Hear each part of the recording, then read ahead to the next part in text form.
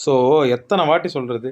அ Instagramல வர ஆட்னாலயும், Facebookல வர ஆட்னாலயும் தான் வந்து கிரைம்ஸ் ஆவுது. ஏதாவது கற்பழிப்பு, பாலியல் சீண்டல்கள் வந்து பார்த்தீங்கன்னா, இதனால தான் நடக்குதுன்னு நான் 1000 முறை சொல்லிட்டேன். ஓகேங்களா?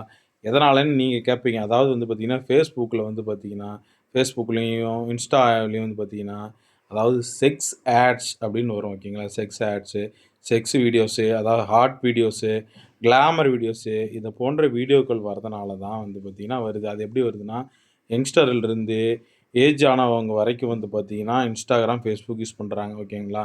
ஒரு விஷயத்த திரும்ப திரும்ப பார்க்கும்போது, திரும்ப திரும்ப அதே வீடியோ தான் முழுக்க முழுக்க வரும். அப்படிங்கும்போது, இது போன்ற வந்து ஆபாச வீடியோக்கள்லாம் வந்துச்சுன்னா, திரும்ப திரும்ப பார்க்குறாங்களா, அதனால அவங்க வந்து பார்த்தீங்கன்னா வந்து ரொம்ப உணர்ச்சிப்பட்டு இது பார்க்கறனால ரொம்ப உணர்ச்சிப்பட்டு, யாராவது அருகாமையில வீட்டு பக்கத்தில இருக்கிற குழந்தைகளையோ, பாட்டிகளையோ வந்து பார்த்தீங்கன்னா, பாலியல் சீண்டல், பாலியல் தொந்தரவுலாம் பண்றாங்க. ஓகேங்களா? இதனால மட்டும் தான் நடக்குது. உறுதியா நான் சொல்லுவேன். ஓகேங்களா?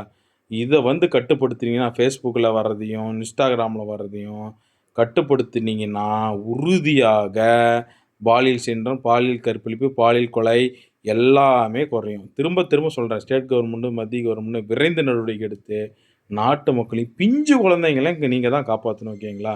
இது உங்கள் கையில தான் இருக்கு. விரைந்து நடவடிக்கை எடுங்க.